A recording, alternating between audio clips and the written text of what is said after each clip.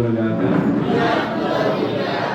పునీత లూకా గారు రాసిన సువార్త 6వ అధ్యాయము 36వ వచనం నుండి 38వ వచనం వరకు. మీ తండ్రి వలె మీరును కనికరము గలవారయ్యుండు. పరులను గూర్చి మీరు తీర్పు చేయకుడు, మిమ్మను గూర్చి తీర్పు చేయబడదు.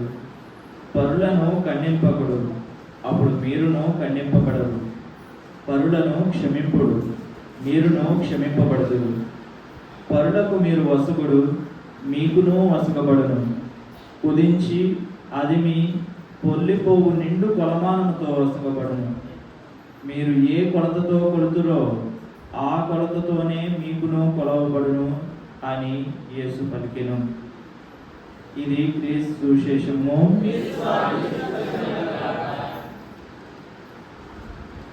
క్రీస్తునామ్యందు ప్రియ సహోదరి సహోదరులారా, ఈనాటి సువార్త పట్టణంలో క్రీస్తు ప్రభు మున్ముందుగా ప్రభుని అనగా సృష్టికర్తను మన తండ్రిగా పోలుస్తూ, మన తండ్రిగా చెబుతూ, మీరును మీ తండ్రి వలె కనికరము గలవారై ఉండండి అని సెలవిస్తూ, దాని కింద వచనాలలో మీకు ఏవైనా కావాలి, లేకపోతే మీ అవసరతలో దేవుడు మీ అవసరతను తీర్చాలి అని మీరు అనుకుంటే, మీరు ఇతరులకు ఏదో ఒకటి దానం చేయండి. లేకపోతే ఇతరులకు మీరు వసగండి. మీ కష్టకాలంలో మీరు దాన్ని తిరిగి పొందుతారు అనేటటువంటి విషయాన్ని తెలియజేస్తూ ఉన్నారు. అయితే ఇక్కడ మనం చూసుకున్నట్లయితే సర్వసాధారణంగా మనందరి జీవితాల్లో ఇప్పుడు మనకి డబ్బు అనేటటువంటిది అవసరం. అయితే ఇప్పుడు డబ్బు కూడబెట్టుకుంటే పెరుగుతుందా, దానం చేస్తే పెరుగుతుందా?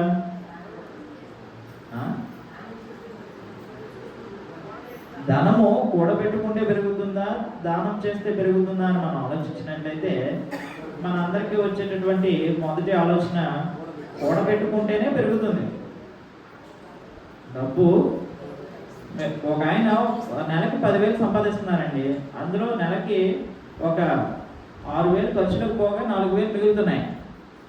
6,000 ఇంట్లో ఖర్చులకి వాటికి పోగా 4,000 మిగులుతూ ఉన్నాయి. ఇప్పుడు ఆ 4,000 ఇంట్లో ఉండాలంటే అతడు పోగు చేసుకోవాలా, లేకపోతే దాన్ని దానం చేస్తే అతనికి డబ్బు పెరుగుతుందా? పోగు చేసుకుంటే డబ్బు పెరుగుతుంది. పోగు చేసుకుంటేనే ధనం అనేటటువంటిది పెరుగుతుంది. రెండో నెలకి ఈ 4,000 ఎలా ఉంచుకుంటే, ఆయన ఈ నెల ఈ 4,000 ఉంచుకుంటే వచ్చే నెల 4,000 కలుపుకొని 8,000 అవుతుంది. అదే ఇతడు ఈ మొదటి నెలలోనే ఉన్న 4,000లో 2,000 దానం చేస్తారు అనుకోండి, రెండో నెలకి ఎంత అవుతాయి? 6,000 మిగులుతాయి.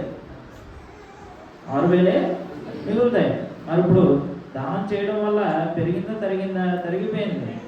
అయితే ప్రభు దీనికి వ్యతిరేకంగా ఏమని చెప్తూ ఉన్నారంటే, మీరు వసగండి, మీకును వసగబడును అని ప్రభు చెప్తూ ఉన్నారు. అయితే దీంట్లో మనం క్షుణ్ణంగా పరిశీలించుకున్నట్లయితే, మీరు ఏ కొలతతో కొలుస్తారో ఆ కొలతతోనే మీకును కొలవబడును అని క్రీస్తు ప్రభు చెప్తూ ఉన్నారు. మరియు మీరు ఇదే సువార్తలో క్రీస్తు ప్రభు ఏం చెప్తూ ఉంటారంటే, మీరు దేనిని విత్తుతారో దానినే మీరు ఆ పంటనే మీరు కోసుకుంటారు. మీరేమి విత్తుతారో ఆ పంటనే మీరు కోసుకుంటారు అని క్రీస్తు ప్రభు తెలియజేస్తూ ఉంటారు. అయితే ఇప్పుడు ఎన్ని రకాల పంటలు ఉన్నాయి, మనిషి జీవితంలో ఎన్ని రకాల పంటలు ఉన్నాయి అని మనం ఆలోచించుకున్నట్లయితే, గలతీలకు రాయబడిన లేఖ పునీత పౌలు గారు ఇలా తెలియజేస్తూ ఉంటారు. ఒక మనిషి జీవితంలో ఎన్ని రకాల పంటలు ఉంటాయి. సంవత్సరానికి మనం 2 పంటలు వేస్తాం కదా. బాగా పండే భూమి అయితే 3 పంటలు వేస్తారు. అలాగే మనిషి జీవితంలో కూడా రెండు రకాల పంటలు ఉన్నాయంట. పునీత పౌలు గారి ప్రకారం మనిషి జీవితంలో కూడా సంవత్సరానికి మనం 3 పంటలు ఎలాగ వేస్తామో మనిషి జీవితంలో కూడా రెండు రకాలైనటువంటి పంటలు ఉన్నాయని పునీత పౌలు గారు గలతీయులకు రాయబడిన లేఖ 6వ అధ్యాయము 7-8 వచనాల్లో తెలియజేస్తారు. ముఖ్యంగా 8వ వచనంలో మనకు అది కనబడుతుంది. 8వ వచనం చదవన్నా. శారీరకమైన కోరికలు అనే పొలములో అతడు విత్తనములు చల్లినచో శరీరము నుండి అతనికి లభించు ఫలసాయము క్షయమైనది. ఆత్మాను పొలములో అతడు విత్తనము నాటినచో ఆత్మ నుండి అతడు శాశ్వత జీవితం అనే ఫలసాయమును పొందును. పునీత పౌలు గారు ఏమంటూ ఉన్నారు? మనుష్య జీవితంలో కూడా 2 రకాల పొలాలు ఉన్నాయండి. అయితే మనుషుడు ఈ 2 రకాల పొలాల్లోనూ విత్తనాలను ఎంత చల్లాలి అనేటటువంటిది మనిషి చేతిలో ఉంటుంది. 2 రకాల పొలాలు ఉన్నాయి. ఒకటి శరీరం అనేటటువంటి పొలము, రెండోది ఆత్మ అనేటటువంటి ఆత్మకు సంబంధించినటువంటి పొలము. ఒకటి శరీరానికి సంబంధించిన పొలము, ఇంకోటి ఆత్మకు సంబంధించిన పొలం. ఈ 2 పొలాల్లో ఎన్ని విత్తనాలు నువ్వు చల్లుతావు అనేది ఒక మనిషి తన మీద మనిషి మీద ఆధారపడి ఉంటుంది. అయితే ఇప్పుడు ఈ 2 పొలాలకు గల వ్యత్యాసాన్ని నేను మీకు చెప్తాను. ఏంటంటే ఒక మనిషి తన కోసము తన కుటుంబం కోసము కష్టపడుతున్నారు అనుకోండి, అతడు శారీరక సంబంధమైనటువంటి పొలంలో విత్తనాలను జల్లుతూ ఉన్నారు. ఎప్పుడైతే ఒక మనిషి తన కోసము తన కుటుంబం కోసము మాత్రమే తన కోసము తన కుటుంబం కోసము మాత్రమే తాను శ్రమించినట్లయితే ఏ పొలంలో విత్తనాలను జల్లుతూ ఉన్నాడు? శరీరమునకు సంబంధించిన పొలంలో విత్తనాలని జల్లుతూ ఉన్నాడు. ఇక్కడ 2 పొలాలు ముఖ్యమైనవే. ఇందులో ఏ పొలాన్ని వదిలేయడానికి లేదు. 2 పొలాలు మనిషి జీవితంలో ఉన్నటువంటివే. 2 పొలాలు ముఖ్యమైనటువంటివే. అయితే ఇప్పుడు ఏ వ్యక్తి అయితే తన కోసము తన కుటుంబం కోసము మాత్రమే శ్రమిస్తారో అతడు ఏ పొలంలో పంటలు వేస్తూ ఉన్నారు? శరీరమునకు సంబంధించిన పొలంలో విత్తనాలను వేస్తూ ఉన్నారు. అందుకే అతడికి కొంచెం ఫలం మాత్రమే వస్తూ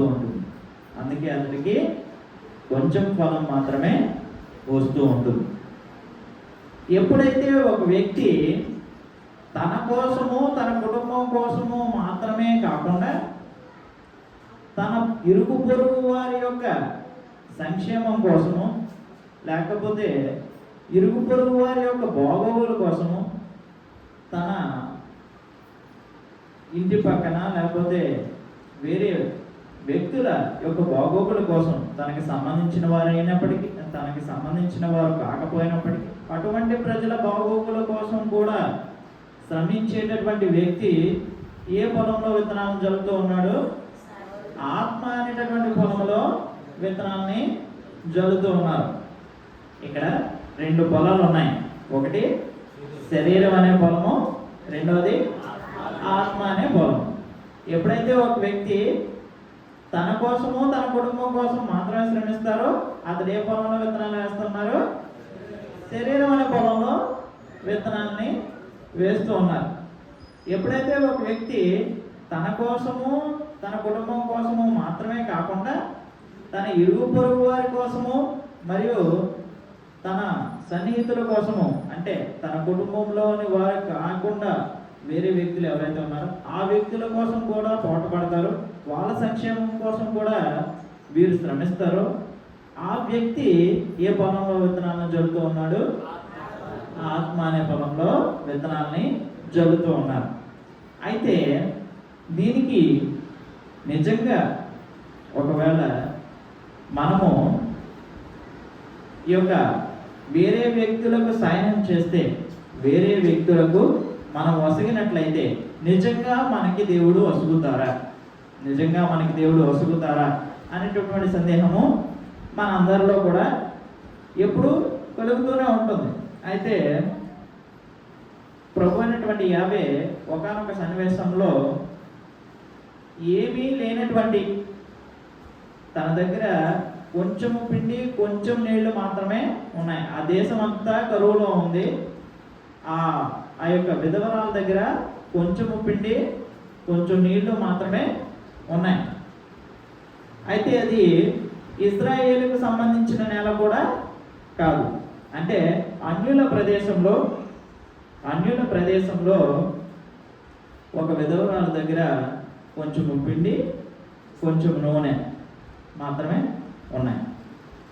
అటువంటి సమయంలో తన ప్రవక్తను ఆ విధవరాల దగ్గరికి పంపించి ఏమని చెప్పమన్నారంటే, ముందు నాకు రొట్టెని చేసి, నీ దగ్గర ఉన్న కొంచెం పిండితో నాకు రొట్టెని చేసి నాకు పెట్టు, తర్వాత నువ్వు నీ కుమారుడు తినవచ్చు అని అన్నారు. అయితే ఏలియా ప్రవక్త ఈ మాట చెప్పడంతో ఆ యొక్క విధవరాలకి ఎంతో బాధ కలిగి ఉండొచ్చు. ఎందుకంటే ఆ దేశమంతా కరువే, దేశమంతా కరువులో ఉంది. 3 సంవత్సరాలు బట్టి వర్షాలు లేవు, 3 సంవత్సరాలు బట్టి ఆ దేశంలో వర్షాలు లేవు. ఇజ్రాయేల్ మరియు పక్క ప్రదేశాల్లో వర్షాలు లేవు 3 సంవత్సరాలు బట్టి. మొత్తం ఎడారి ప్రాంతం లాగా మొత్తం ఎండిపోయింది, చెట్టు చేమ ఏం లేవు. ఇక అటువంటి సమయంలో ఈ విధవరాలు దగ్గర కొంచెం పిండి కొంచెం నూనె మాత్రమే మిగిలి ఉన్నాయి.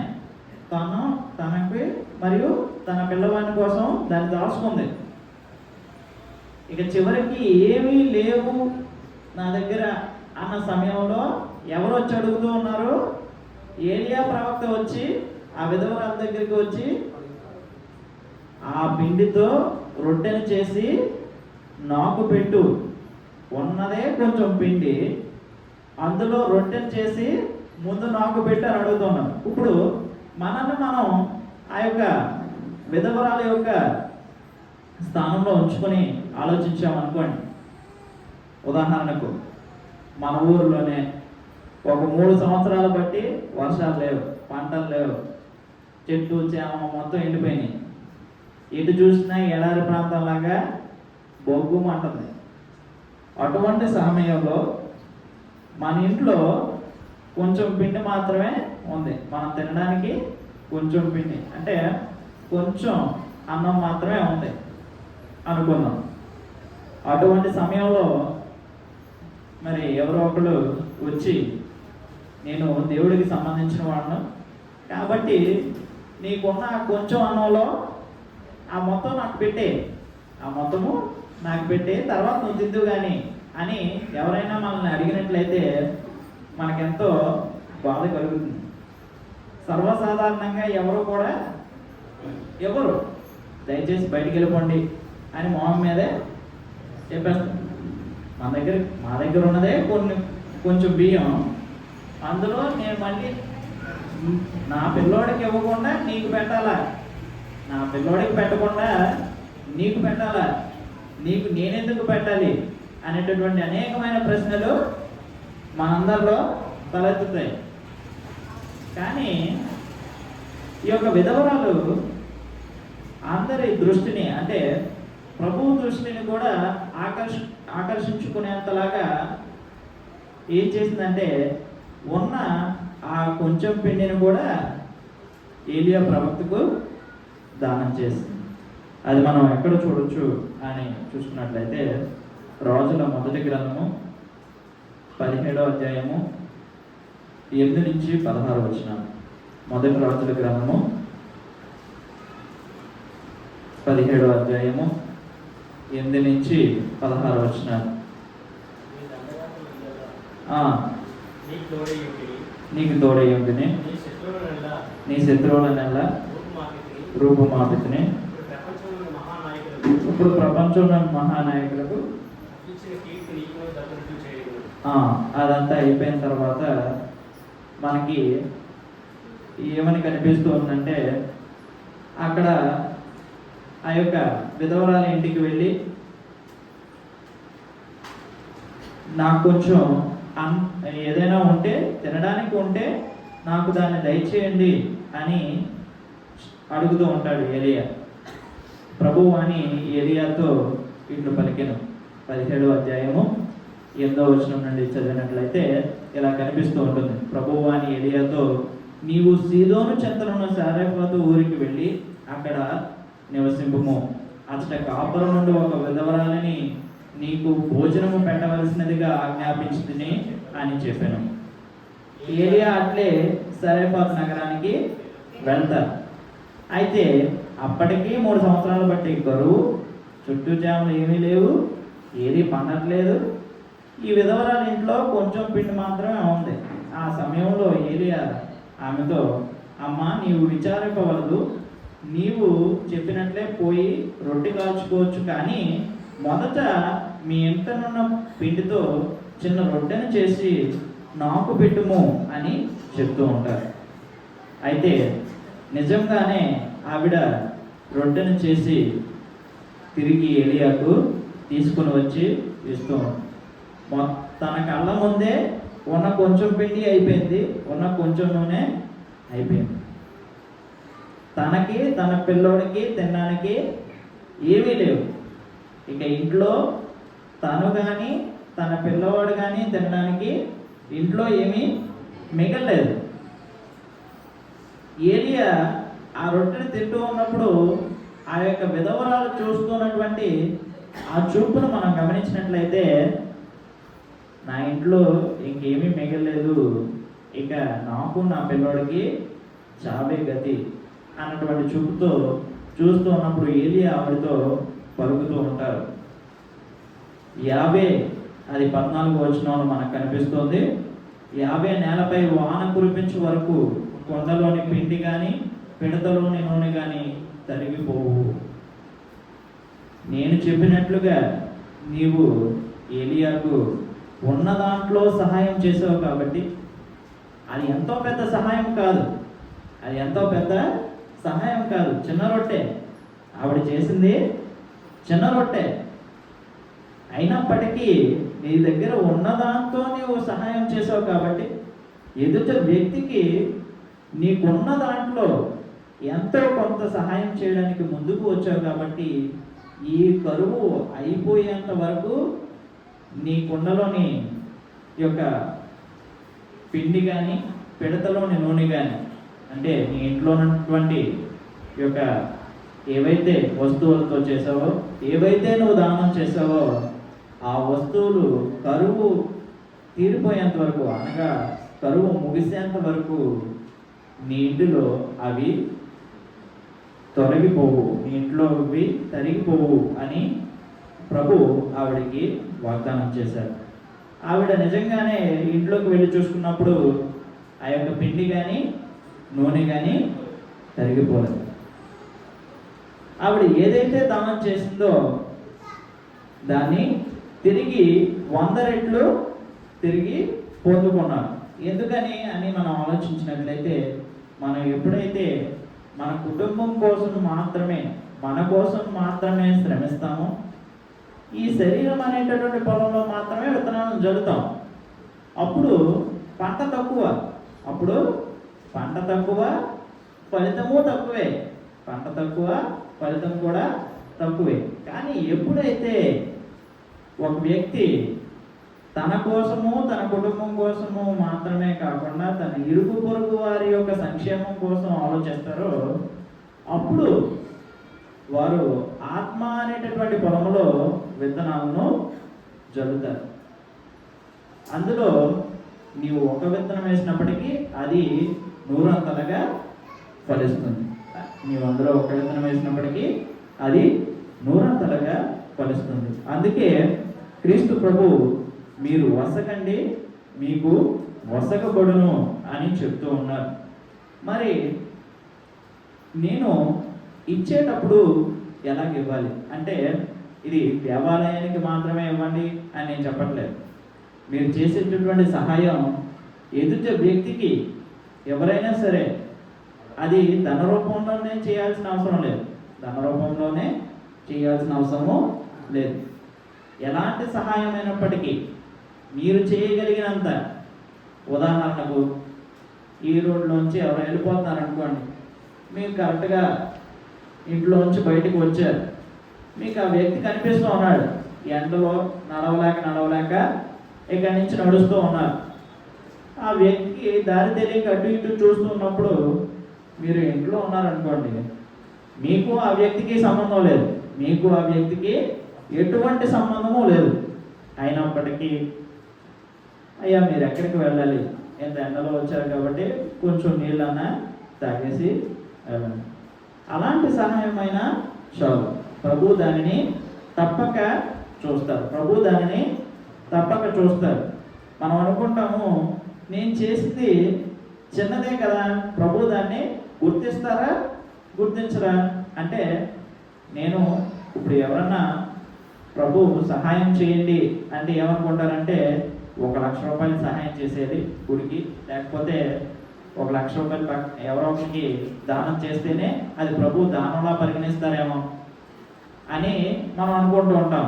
ఏమనుకుంటూ ఉంటాం, సహాయం చేయండి అంటే ఎక్కువ మోతాదులో ధనాన్ని కానీ లేకపోతే ఏదైనా పెద్ద సహాయం చేస్తేనే ప్రభువు చూస్తారేమో అని మనము అనుకుంటూ ఉంటాం. కానీ ప్రభు నేను చేసే సహాయాన్ని యొక్క డబ్బు కొలమానంతో కానీ లేకపోతే వేరేటటువంటి ఈ లోకపరమైనటువంటి కొలమానాలతో ప్రభువు చూడరు. మనం చేసేటటువంటి సహాయాన్ని ప్రభు ఈ లోకపరమైన ఒక ప్రమాణాలతో కొలవరు. ప్రభు ఎలా కొలుస్తారు అని మనం గమనించినట్లయితే మనకి ఇక్కడ కనిపిస్తూ ఉంటుంది.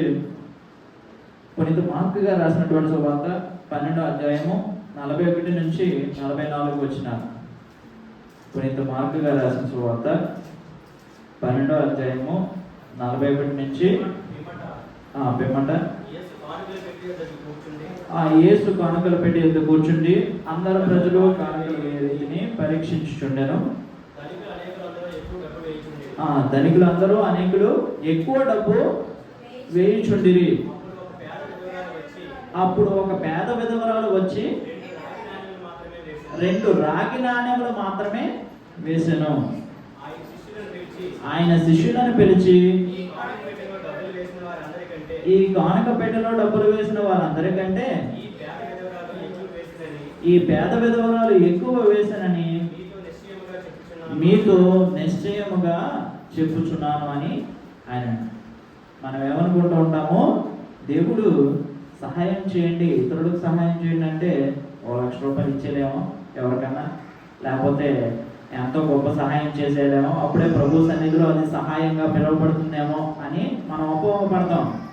కానీ ప్రభు ఇక్కడ ఏం చేస్తున్నారు, ఆవిడ కంటే ముందు, ఆ విధవరాల కంటే ముందు అనేకులు వచ్చి ఎక్కువ నాణ్యాలు ఆ హుండీలో వేశారు. ప్రభు దేవాలయంలో నిల్చోగా ప్రభు ముందు ఉన్న హుండీలో చాలామంది వచ్చి అక్కడ నాణ్యాలు చాలా వేశారు. కానీ ఒక పేద విధవరాలు వచ్చి ఎన్ని నాణ్యాలు వేశారు? కేవలం 2 రాగి నాణ్యాలు వేశారు. మిగిలిన వాళ్ళు వేసినటువంటివి ఏ బంగారమో వెండో అనుకోండి, అవి ఎక్కువ శబ్దం చేస్తాయి. కానీ ఎక్కువ నాణ్యాలు వేసినప్పుడు ఆ శబ్దం చాలాసేపు వినిపిస్తుంది. కానీ ఈవిడ ఎన్ని నాణ్యాలు వేశారు? 2 నాణ్యాలు. అంటే ఇలా వచ్చి అలా వేసి అలా వెళ్ళిపోయి, అంతే సమయం, మహా అయితే ఒక 2 సెకండ్లే. అంత సమయంలో ఆవిడ చేసిన ఆ చిన్న కానుకను కూడా ప్రభు అందరి మొదట మెచ్చుకున్నారు. అలాగే మన జీవితాల్లో కూడా ఇతరుల పట్ల చేసే చిన్న సహాయమైనప్పటికీ అది మన కంటిలో లేకపోతే లోకం కంటిలో ఎంతో చిన్నదైనప్పటికీ అది ప్రభు కంటిలో మహా గొప్పదిగా కనిపిస్తుంది. ప్రభు కంటిలో మహా గొప్పదిగా కనిపిస్తూ ఉంటుంది. కానీ మనం ఇతరులు ఇప్పుడు సహాయం చేసేటప్పుడు మనము ఎటువంటి హృదయంతో చేయాలి? సర్వసాధారణంగా నేను ఇందాక నుంచి ఏమని చెప్తూ ఉన్నానంటే, ఒక వ్యక్తి తన కోసం తాను జీవిస్తే తనకు వచ్చేటటువంటి ప్రతిఫలం చాలా తక్కువ. ఎప్పుడైతే ఒక వ్యక్తి ఇతరుల కోసం జీవిస్తారో, లేకపోతే ఇరుగు పొరుగు వారికి సహాయం చేస్తూ జీవిస్తారో, అతడికి వచ్చేటటువంటి ప్రతిఫలము చాలా ఎక్కువ. అలాగని ఈ వ్యక్తి చాలా సహాయం చేస్తేనే ప్రభు యొక్క ఆశీర్వాదాలు పొందుతారా అంటే అలాగని కూడా కాదు. కొంచెమన్నా సహాయం చేసినా చాలు, దాన్ని ప్రభువు దీవిస్తారు. మరి ఎటువంటి హృదయంతో ఈయన, లేకపోతే ఒక వ్యక్తి ఇతరులకు సహాయం చేయాలి అనేటటువంటి దాన్ని మనం పరిశీలించుకున్నట్లయితే, దాన్ని పునీత పౌలు గారు కొరింథీయులకు రాయబడిన 2వ లేఖ 9వ అధ్యాయము 6 నుంచి 7 వచనాల్లో తెలియజేస్తూ ఉంటారు.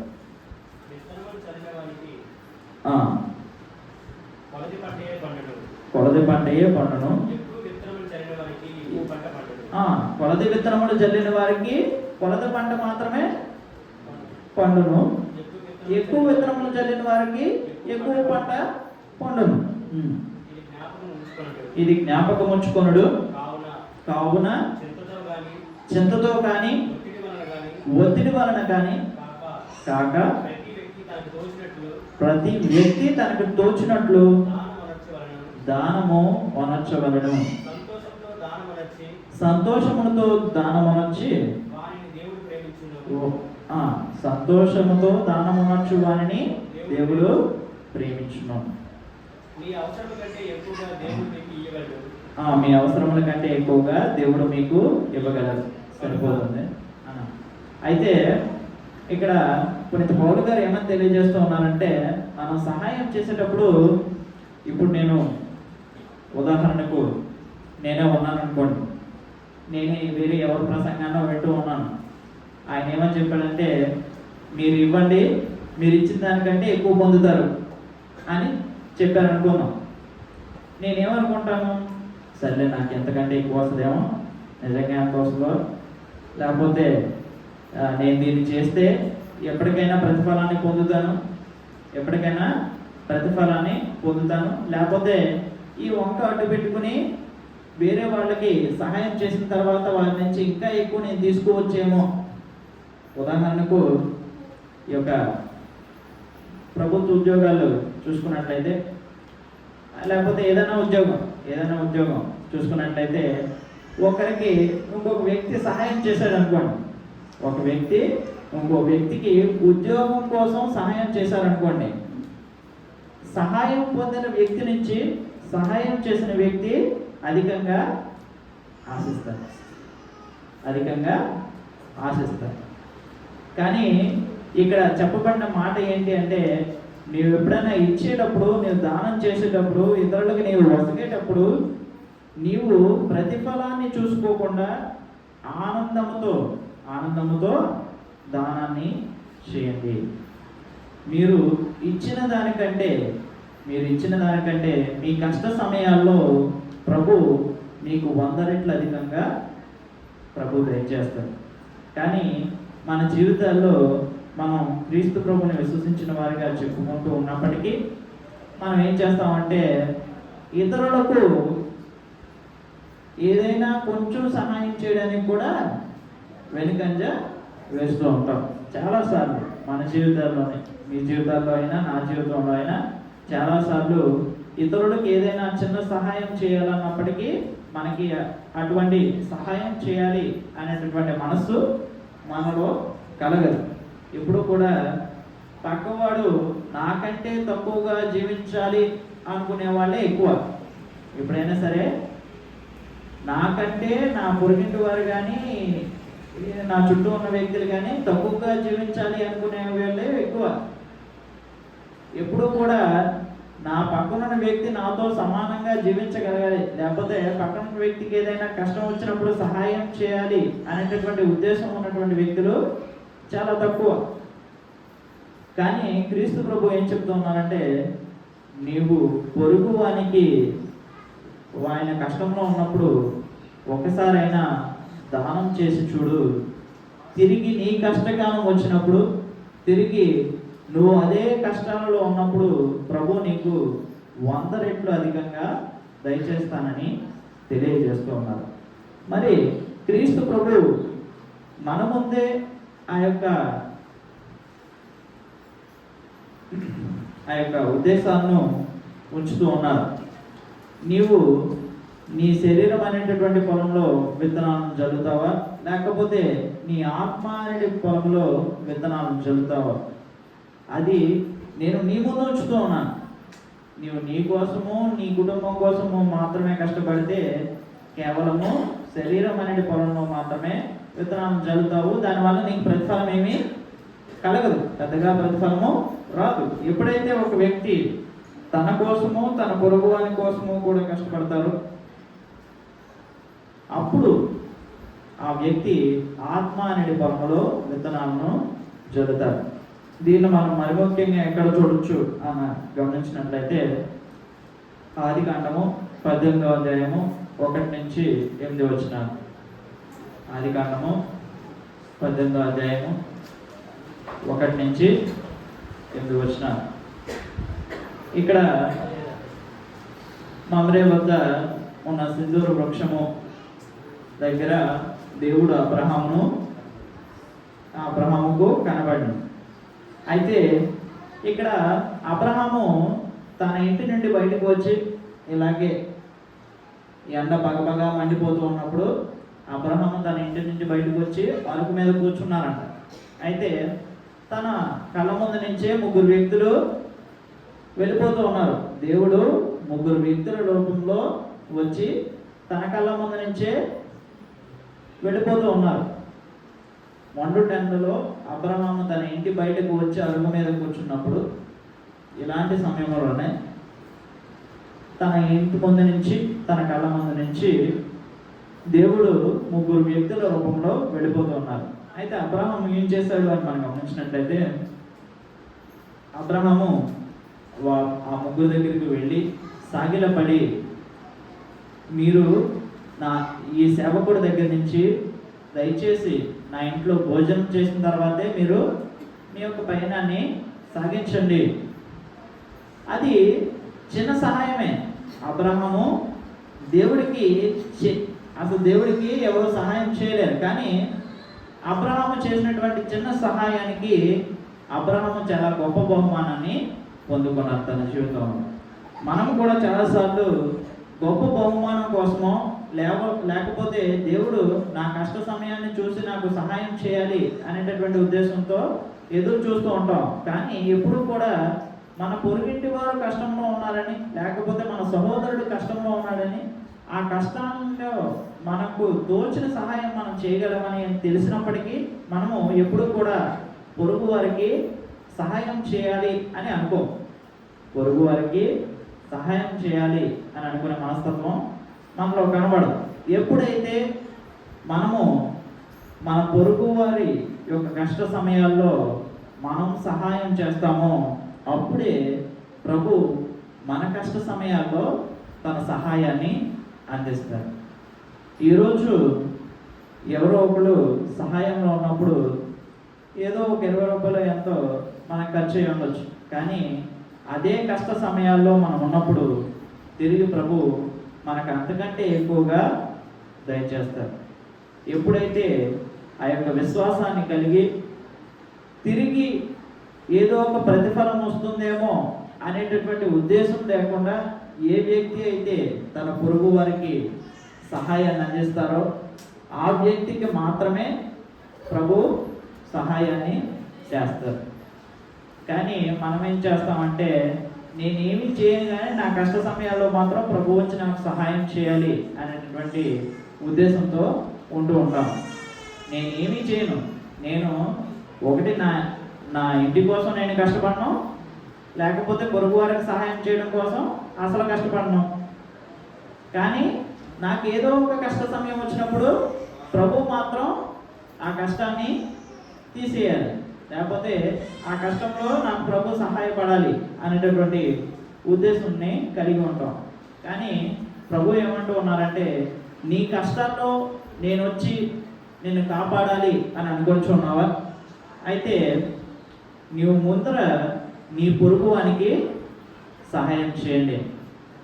ఎప్పుడైతే నువ్వు ముందుగా పొరుగువానికి సహాయం చేస్తావో అప్పుడే నేను నీ కష్టకాలంలో నేను నీకు సహాయంగా నిలుస్తాను.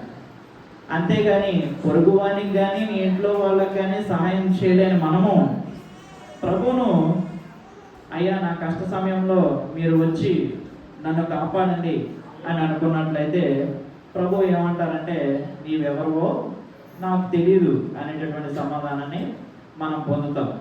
కాబట్టి ప్రియ సహోదరి సహోదరులారా, ఈనాటి ప్రార్థనా కూడికలో కేవలం మన కోసం మాత్రమే మనం శ్రమించే ఆ యొక్క దృక్పథాన్ని తీసేసి ఇతరుల కోసం కూడా శ్రమించగలిగేటటువంటి మనస్తత్వాన్ని మనకు దయచేయమని, మరియు ప్రభువు మనం చేయు ప్రతి పనిలోనూ తోడు నీడుగా ఉండి మన ప్రతి పనిని ఫలభరితం చేయాలని ఈనాటి దేవుడి బలి పూజలో ప్రార్థన చేసుకున్నాం.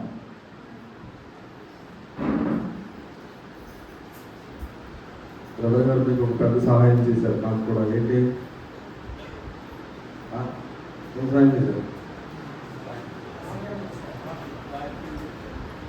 నాకు బాగా చెప్పారు. కాదండి బ్రదర్ గారికి వదలని చెప్తాం. చక్కగా మనం ఇతరులకు సహాయం చేస్తే దేవుడు మనకి సహాయం చేస్తారు. కాబట్టి చక్కనైన విషయాన్ని బోధించారు. మరి ఇప్పుడు పూజా కార్యక్రమాలు ప్రారంభించుకుందాం.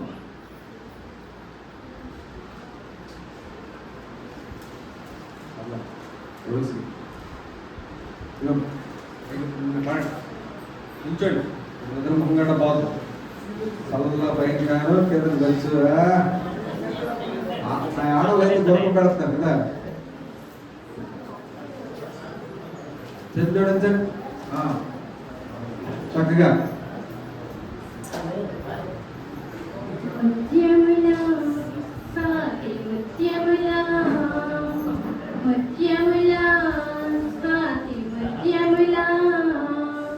వెతికి కనుగొని మనలను రక్షించుటకు బలి అయిన క్రీస్తు రాజు దివ్య పూజకు. వెతికి కనుగొని మనలను రక్షించుటకు బలి అయిన క్రీస్తు రాజు దివ్య పూజకు. తండ్రికి ఇష్టమైన బలి పూజకు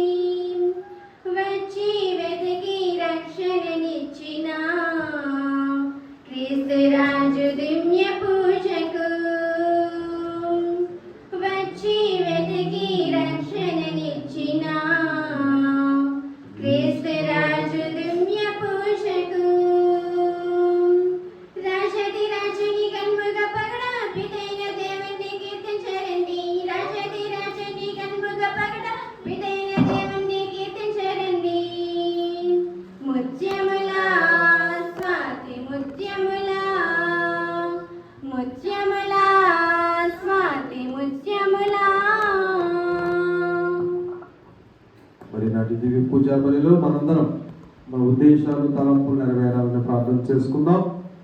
భగవంతుడు దీక్ష చేపట్టిన సోదరుల యొక్క ఆలోచనలన్నీ ఫలింపు చేయాలని, అందరికీ మంచి జరగాలని, మరియు ఈ నారవలసలో ఉన్నటువంటి ప్రతి గృహాన్ని ప్రభు ఆశీర్వదించి పాడి పంటలను ఇచ్చి శాంతి సమాధానములు ఆరోగ్యాలు అందరికీ దయచేయాలని ప్రత్యేక తలుపుగా ప్రార్థన చేసుకుందాం. గార్ల రోహిత్ 10వ తరగతి పరీక్షలు బాగా రాయాలని, ఈ దివ్య పూజా బలిని 10వ తరగతి పరీక్షలు రాస్తున్న ప్రతి ఒక్కరూ బాగా రాయాలని సమర్పణ చేస్తూ ఉన్నాం. బాడంగి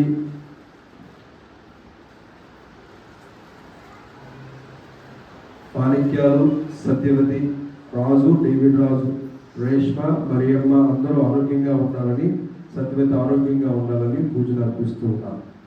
బాడంగి జోజు మాస్టరు, నవీన్ అందరూ ఆరోగ్యంగా ఉండాలని, రత్నాలమ్మ, నవీన్ బాగుగా చదువుకోవాలని, మంచి జ్ఞానం ఇవ్వాలని పూజలు అర్పిస్తూ ఉన్నారు. మిల్లిక రత్నాలమ్మ కుటుంబ సభ్యులు మరి పిల్లలు ఆరోగ్యాలతో ఉండాలని, మంచి బుద్ధిని జ్ఞానాన్ని దయచేయాలని పూజలు అర్పిస్తూ ఉన్నారు. బాడంగి జయరాజు, ఉదయ్ కుమార్, ఉషారాణి, పుష్పకుమార్ అందరూ ఆరోగ్యంగా ఉండేటట్లుగా దేవుడు చేసిన మేలులకు కృతజ్ఞతలు తెలియజేస్తూ పూజలు అర్పిస్తూ ఉన్నారు.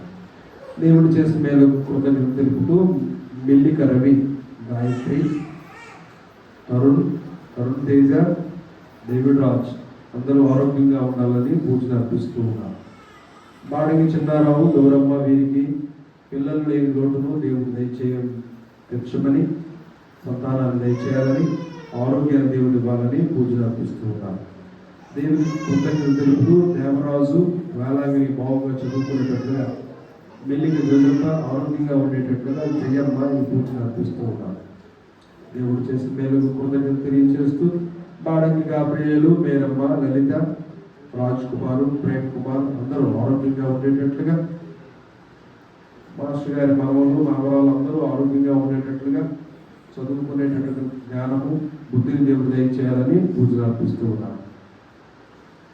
దేవుడు చేసిన మేలుకు కృతజ్ఞతలు తెలియజేస్తూ మంచి ఆరోగ్యం ఇవ్వాలని శ్రీధరపు విజయ, కరుణ కుమార్, జోజుబాబు మంచి జ్ఞానమును దేవుడు ఇచ్చేటట్లుగా పూజలు అర్పిస్తూ ఉన్నారు.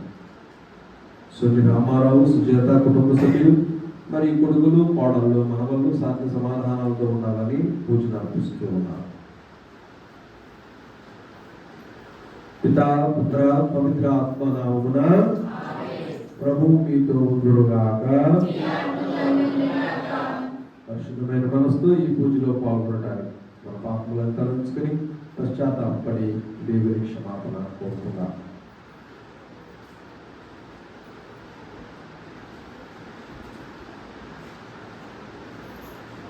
సర్వశక్తి గల సర్వేశ్వరుని చెంతను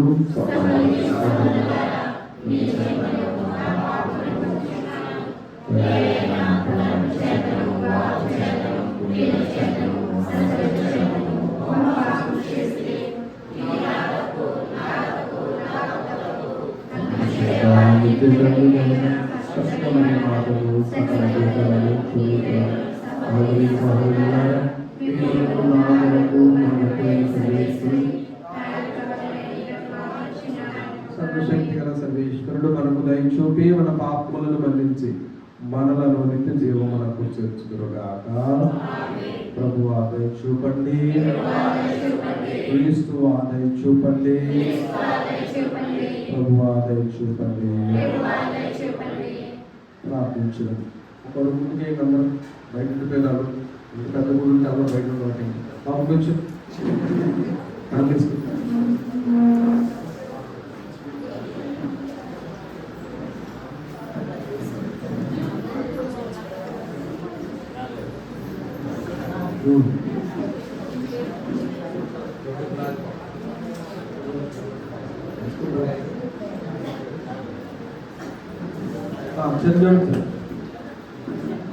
ప్రార్థించడం.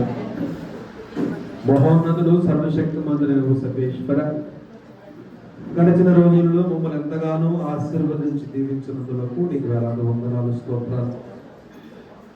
మాకు కలిగిన దానిని ఇతరులతో పంచుకుని అనుగ్రహాన్ని దయచేయండి.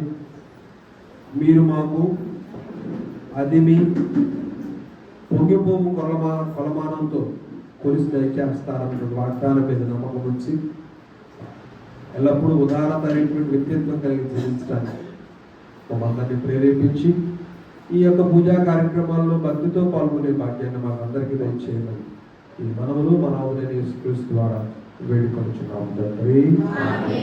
కూర్చో దేవుని కూర్చోతారా లోపలికి వచ్చారా గుండెలు రవి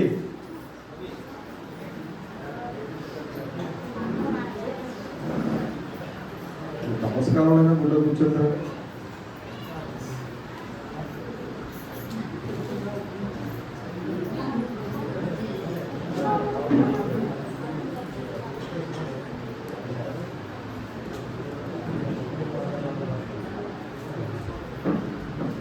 మొదటి పట్నము దానియేలుకు రాసిన లేఖ 9వ అధ్యాయము వచనములు 4 నుండి 10వ వచనముల వరకు.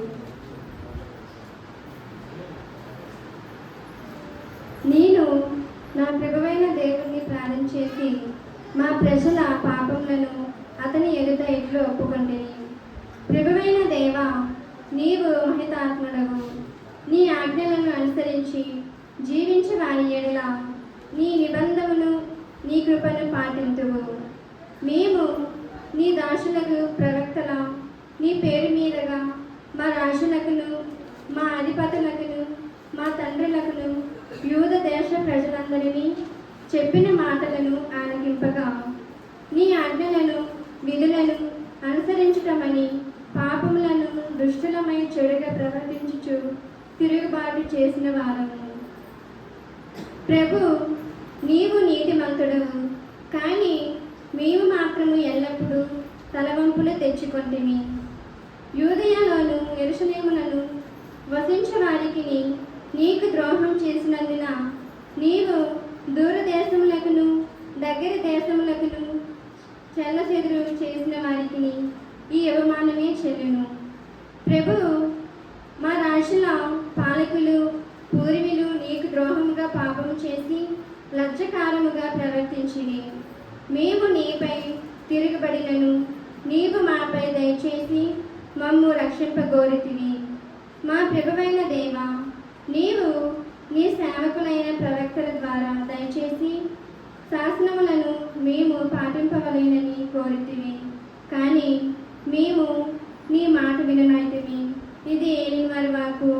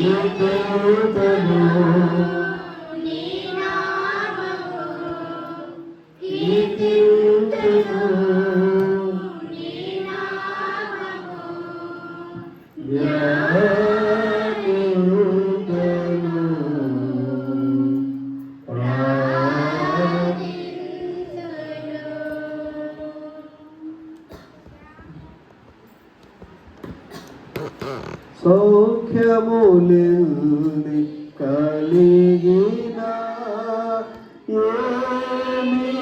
ఏమినా సౌఖ్యములిని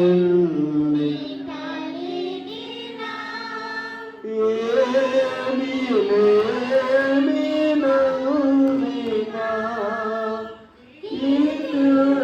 దేవా దేవాది దేవా నా ప్రభువును ధ్యానింతును.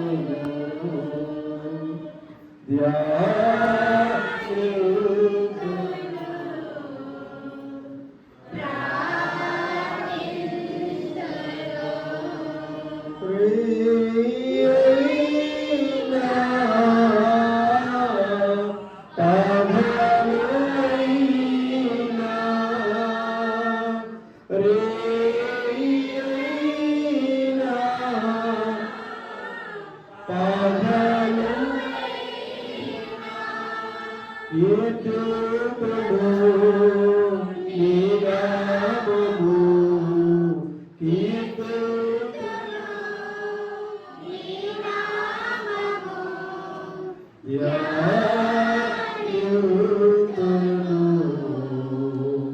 ప్రార్థింతును.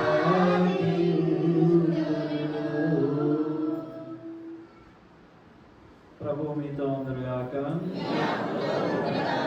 పునీత లూకా గారు రాసిన సువార్తలోని భాగము. పునీత లూకా గారు రాసిన సువార్త 6వ అధ్యాయము 36వ వచనం నుండి 38వ వచనం వరకు. మీ తండ్రి వలె మీరును కనికరం గలవారైనడు.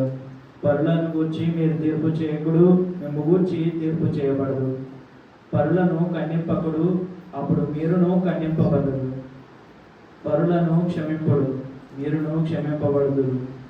పరులకు మీరు వసగుడు, మీకును వసగబడును. కుదించి అది మీ పొల్లుపోవు నిండు కొలమానంతో వసగబడును. మీరు ఏ కొలతతో కొలుతురో ఆ కొలతతోనే మీకును కొలవబడును అని యేసు పలికెను. ఇది క్రీస్తు విశేషము. కూర్చోండి. అప్పుడు పాట పాడదాం. అప్పుడు పాట పాడకముందు ఒక 2 నిమిషాలు ప్రసంగం ఉంటుంది. 2 నిమిషాలు.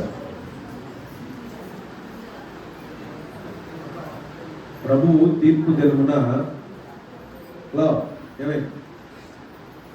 ప్రభువు తీర్పు దినమున టేపు పట్టుకొని కొలుస్తారట.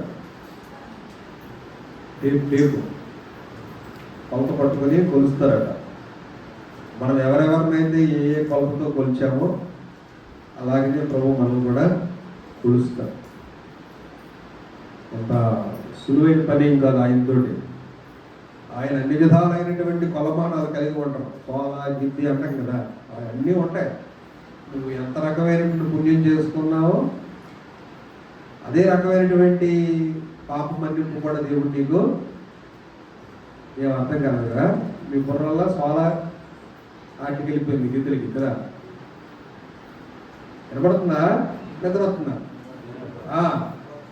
మనము ఎటువంటి పుణ్యకార్యాలు ఎంత అయితే పుణ్యకార్యాలు చేసుకుంటామో, ఇతరులకు ఎంత అయితే మంచి చేస్తామో, అదేవిధంగా దేవుడు కూడా మనకి అంతే దీవెనలు, అనుగ్రహాలు, ఆశీస్సులు దయచేస్తారు. మనం ఇవ్వకుండా ప్రభు మనకి ఇవ్వాలంటే అది కష్టమైన పని. అందుకనే ప్రభు మీరు ఏ కొలతతో కొలుస్తారో మీకును అదే కొలతతో కొలవబడును అంటున్నారు. ఒక స్వాళ్ళ పుణ్యమే అంటే ఒక పిడికిడి పుణ్యమే చేసుకుంటున్నాం అనుకో, మనకు పిడికిడి దీవెనలే వస్తాయి. అధికంగా పుణ్యం చేసుకుంటుంటే అధికమైన దీవెన మనం సంపాదించుకోవాలి. ఓకేనా? ఆ ఉద్దేశాన్ని మనసులో ఉంచుకొని పూజా బలిలో ప్రభు మనకు ఉదారత అనేటువంటి వరాన్ని దయచేయమని ప్రార్థన చేసుకుందాం. అప్పుడు పట్టాడు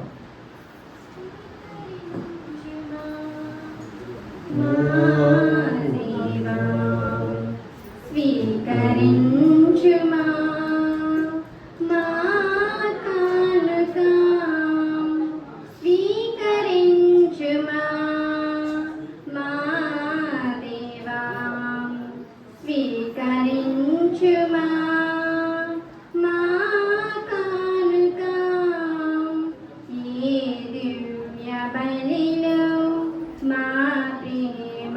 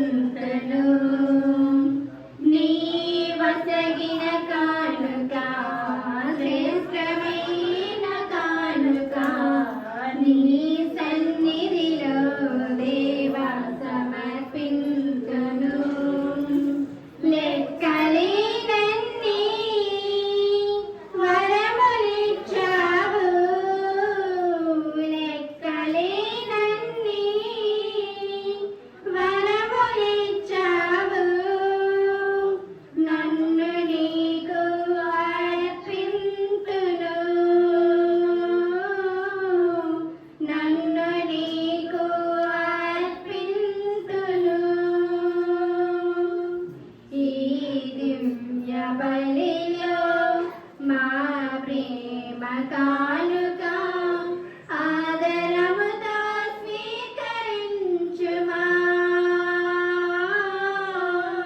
ఆదరముతో స్వీకరించుమా. నీ ప్రేమ తలచి నీ చెంత నిలచి దశమ భాగమును దేవా సమర్పింతుము. నీ ప్రేమను తలచి నీ చెంత నిలచి దశమ భాగమును దేవా సమర్పింతును. దీన మనసుతో నీ చెంత చేరాము, దీన మనసుతో నీ చెంత చేరాము. ప్రేమతోడ మన్నించుమా, ప్రేమతోడ మన్నించుమా. సహోదరి సహోదరులారా, నేను మీరు నడిపించుచున్న ఈ బలి సర్వశక్తి గల దేని సర్వేశ్వరునికి అంగీకారములను ప్రార్థించండి.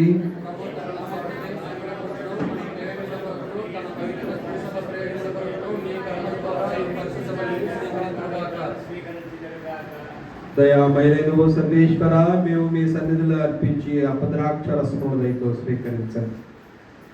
వీటిని మీ దివ్య శరీర రక్తములుగా మార్చి మా ఔషధముగా ఆహారముగా ప్రసాదించమని ఈ మనవులు మన ఆదులైన క్రీస్తు ద్వారా వేడుకొనుచున్నాము తండ్రి.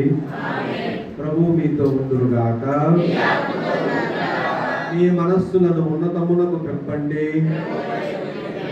మన దేవుడైన ప్రభువునకు కృతజ్ఞత తెలుపుదము. ప్రభు అయిన దేవ, పావన పిత, సర్వశక్తి గల సర్వేశ్వర, మేము ఎల్లప్పుడూ ఈ చోటను నీకు కృతజ్ఞత వందనములు మా ప్రభు అయిన క్రీస్తు ద్వారా చెల్లించుట యుక్తము, న్యాయము, ధర్మము, రక్షణదాయకం.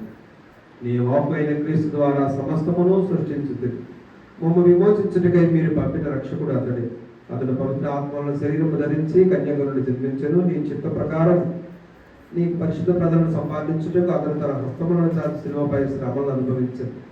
ఇట్లా అతను మరణపు సంఖ్యలను గురించి ఉత్తానమును మిగించను. కనుక దేవదూతలతోనూ పునీతులతోనూ కలిసి ఏకస్వరముతో నీ మహిమను ప్రకటించుట ఎట్లనగా,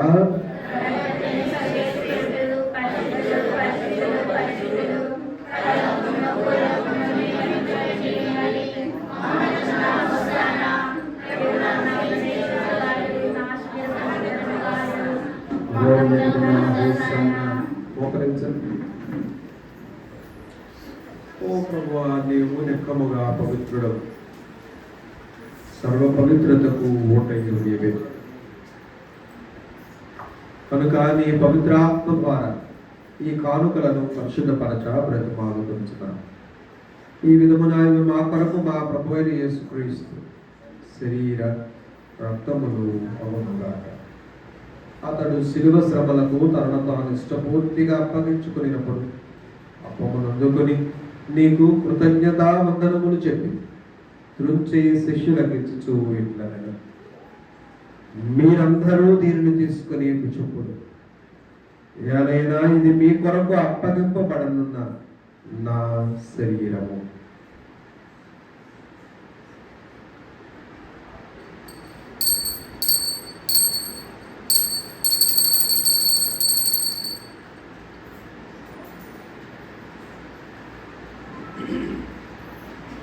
ఆ విధముననే భోజనానంతరము పాత్రమును అందుకుని మరలా నీకు కృతజ్ఞతా వందనములు చెప్పి శిష్యులకు ఇచ్చు ఇట్లనగా, మీరందరూ దీనిని తీసుకుని దీని నుండి పానము చేయండి.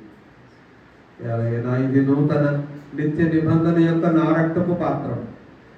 ఇది మీ కొరకును అనేకుల కొరకును పాప పరిహారమునకై దారపోయబడింది. దీనిని నా జ్ఞాపకార్థము చేయుడు.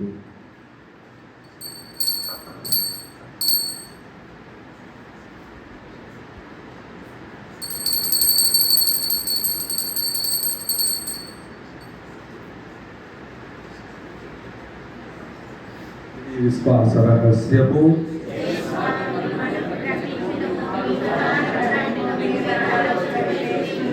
కనుక తండ్రి క్రీస్తు మరణమును ఉత్థానమును స్మరించుచు జీవమును జ్ఞాపమును రక్షణ పాత్రమును మీకు సమర్పించుచున్నాం. మీ సముఖము నిలిచి మీకు పరిచర్య చేయుటకు మమ్ము పాత్రులుగా చేసినందుకు మీకు వందనములు తెలుపుచున్నాము. క్రీస్తు శరీర రక్తములందు పాలువారముగా మమ్ము పవిత్ర ఆత్మ ద్వారా ఐక్యపరచమని బ్రతిమాలుకొనుచున్నాము. ఓ ప్రభువా, ప్రపంచమంతటా వ్యాపించిన నీ శ్రీ సభను జ్ఞాపకపరచుకునము. మా ఫ్రాన్సిస్ జగద్గురువును, జయరావు పాలనాధికారిని, గురువులందరితో పాటు మమ్మను నీ ప్రేమయందు పరిపూర్ణులను చేయము. ఉత్థానమగుదమని నమ్మికతో చనిపోయిన మా సహోదరి సహోదరులను, నీ కనికరమందు చనిపోయిన వారందరినీ జ్ఞాపకం ఉంచుకునము. వారిని నీ దివ్య ప్రకాశములోనికి చేర్చుకునము. మా అందరిపై దయ చూపి దేవుని కనితెలుగు మరియ మాతతోనూ, ఆమె విరక్త భర్తకు పునీత జోజప్ప గారితోనూ, పునీత అపోస్తలులతోనూ, ఆది నుండి నీకు సేవ చేసిన పుణ్యాత్ములందరితోనూ మాకు నిత్య జీవితంలో భాగమును దయచేయము. అప్పుడు వారితో కలిసి మేము నీ కుమారుడకు యేసుక్రీస్తు ద్వారా నిన్ను స్తుతించి మహిమపరచుదము.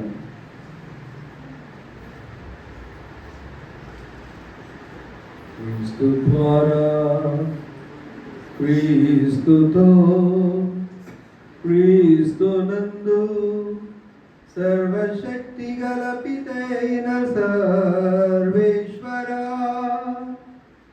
పవిత్రాత్మతో నేకమయుండు నీకు యుగ యుగములు గౌరవ మహిమలు కలుగునుగాక.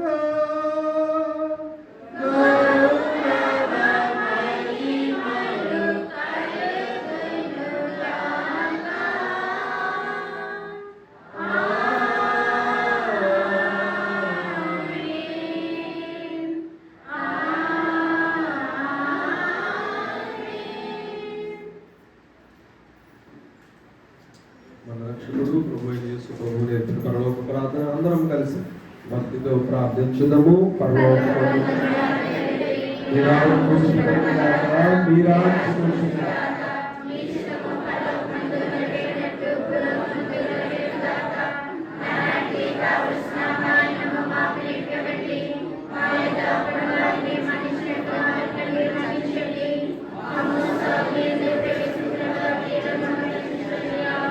ప్రభువా, అన్ని కీడులను రక్షింపుము. మా ఈ రోజుల్లో మాకు శాంతిని ప్రసాదింపు.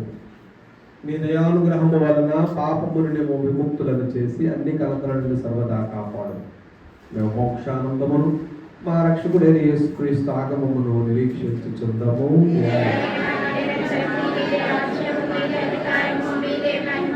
శాంతిని మీకు అనుగ్రహించుచున్నాను, నా శాంతిని మీకు ఇచ్చుచున్నాను అని మీ అపోస్తలులతో వచించిన ప్రభువైన యేసువా, మా పాపమును లెక్కింపక నీ శ్రీ సభ విశ్వాసమును వీక్షింపు. నీ చిత్త ప్రకారం నీ సభకు శాంతిని ఐక్యమును అనుగ్రహింపు. యుగ యుగములు జీవించు పరిపాలించు ప్రభువా. ప్రభుని శాంతి ఎల్లప్పుడూ మీ అందరితో ఉండునుగాక. మీ ఆత్మతో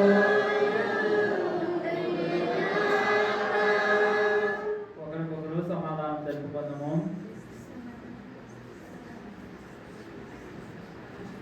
सर्वेश्वरी करकेला लोकप्रियंत पावला मार्गदर्शकपदी सर्वेश्वरी करकेला लोकप्रियंत पावला मार्गदर्शकपदी सर्वेश्वरी करकेला लोकप्रियंत पावला మాకు శాంతి సమాధానం దయచేయండి. ఆమేన్. ఇదిగో సర్వేశ్వరుని గొర్రె పిల్ల, ఇదిగో లోకము యొక్క పాపమును పరిహరించు క్రీస్తు ప్రభు. ఈ గొర్రె పిల్ల విందుకు పిలువబడిన మనం అందరము ధన్యులము.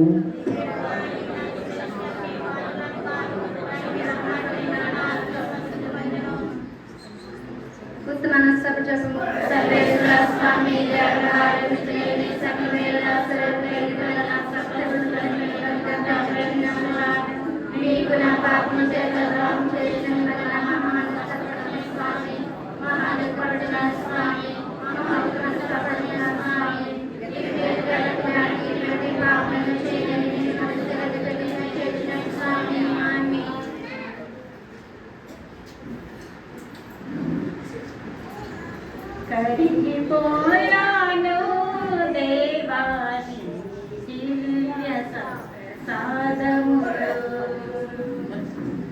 కలిసిపోయాను దేవాని దివ్య కారుణ్యములో కరిగిపోయాను దేవాని దివ్య సప్రసాదములో కలిసిపోయాను దేవాని దివ్య కారుణ్యములో మురిసిపోయింది నా ఆత్మ నీరాకతో మురిసిపోయింది నా ఆత్మ నీరాకతో తనివి తీరింది నా మనసు నీ సన్నిధిలో తనివి తీరింది నా మనసు నీ సన్నిధిలో యేసయ్యా యేసయ్యా నిన్ను నేను ప్రేమించుచున్నానయ్యా యేసయ్యా యేసయ్యా నిన్ను నేను ప్రేమించుచున్నానయ్యా కరిగిపోయాను దేవా నీ దివ్య సప్రసాదములో నా మనసు పడిన వ్యధ నీకు తెలుసు కదా ప్రభు నీవు స్వీకరించే వరకు నా తపనగని నీవే మన్నించి వేరు చేసితివా స్వామి నా పైన నీ ప్రేమ ఏమని వర్ణింతు నా ప్రియ యేసయ్యా నా పైన నీ ప్రేమ ఏమని వర్ణింతు నా ప్రియ యేసయ్యా యేసయ్యా యేసయ్యా నిన్ను నేను ప్రేమించుచున్నానయ్యా యేసయ్యా యేసయ్యా నిన్ను నేను ప్రేమించుచున్నానయ్యా కరిగిపోయాను దేవా నీ దివ్య సప్రసాదములో కలిసిపోయాను దేవా నీ దివ్య సప్రసాదములో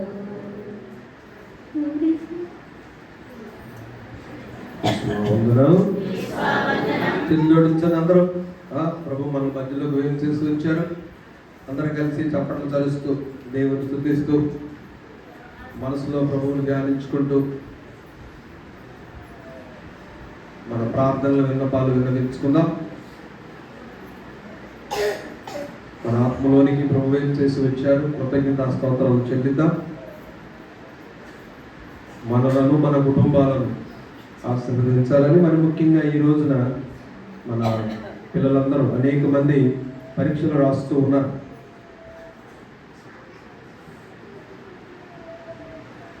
భగవంతుడు వారందరినీ ఆశీర్వదించాలని ప్రార్థన చేద్దాం. జ్ఞాన వరములతో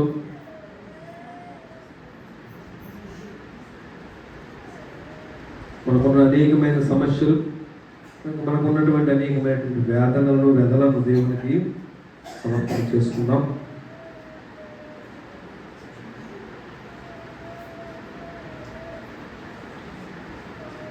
దాన్ని నేర్చుకున్న పాటే పాడుకుందాం, బాగుంటుంది. చేతులు జోడించండి. చూసేవాడవు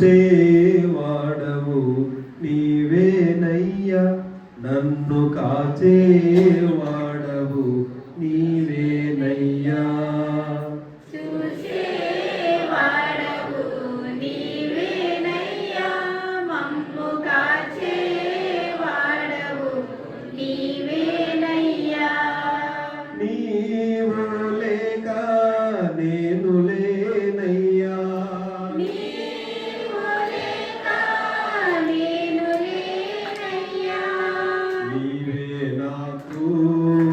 చాలు యేసయ్యా నీవే నాకు చాలు యేసయ్యా చూసే వాడవు నీవేనయ్యా మమ్ము కాచే వాడవు నీవేనయ్యా చూసే వాడవు నీవేనయ్యా నమ్ము కాచే వాడవు నీవేనయ్యా సూర్యుని కంటే కాంతివంతుడవు సూర్యుని కంటే కాంతివంతుడవు చంద్రుని కంటే చల్లని వాడవు చంద్రుని కంటే చల్లని వాడవు హృదయమును ఎరిగిన నిజ దేవుడవు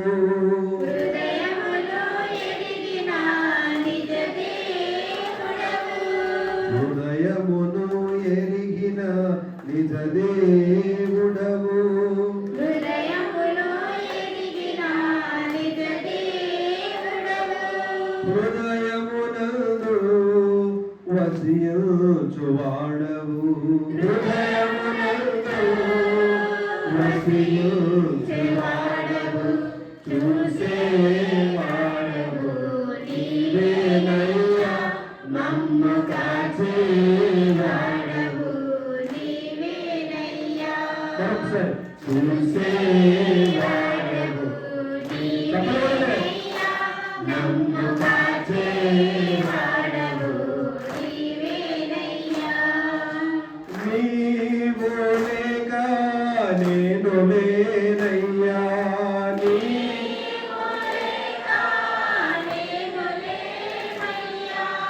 నీవే నాకు చాలు యేసయ్యా నీవే నాకు చాలు యేసయ్యా చూసేవాడవు నీవేనయ్యా మమ్ము కాచేవాడవు నీవేనయ్యా లోకుల కంటే శక్తిమంతుడవు లోకుల కంటే శక్తిమంతుడవు లోకాల నేలి రాజాదిరాజువు లోకాల నీలే రాజాదిరాజువు లోకుల కంటే శక్తిమంతుడవు లోకుల కంటే శక్తిమంతుడవు లోకాల నేలి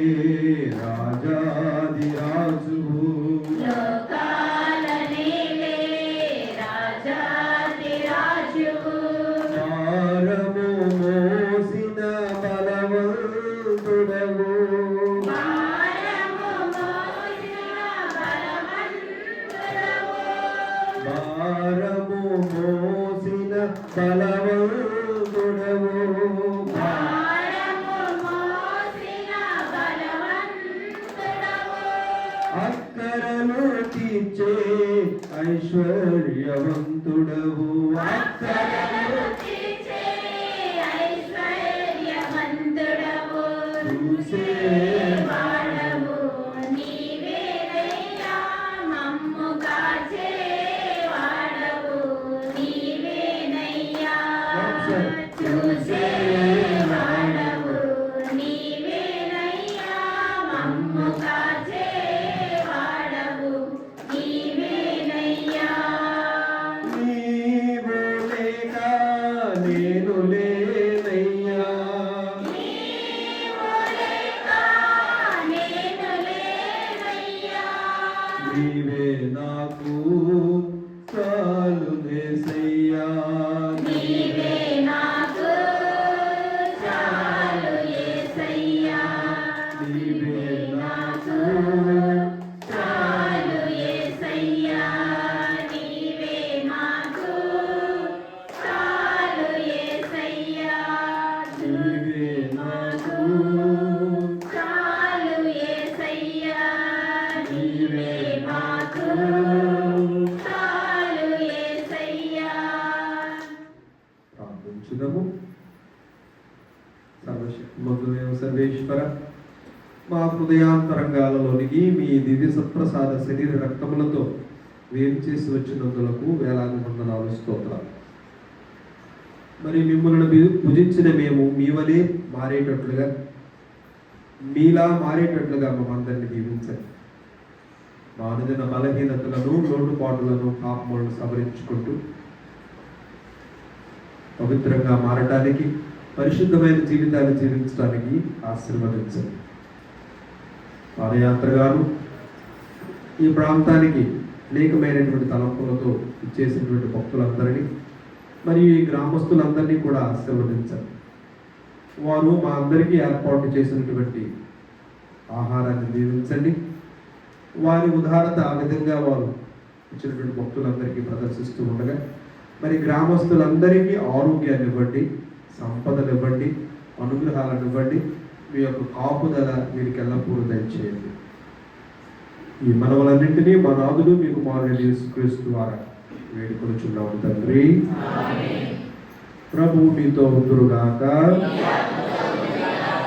సర్వశక్తి గల సర్వేశ్వరుడు పిత, పుత్ర, పవిత్రాత్మ మిమ్మందరినీ ఆశీర్వదించి ఆయన ఆరోగ్యములతో దీవించి కాపాడుదురుగాక. సమాధానము క్రీస్తు ప్రేమలో సేవలో జీవించండి.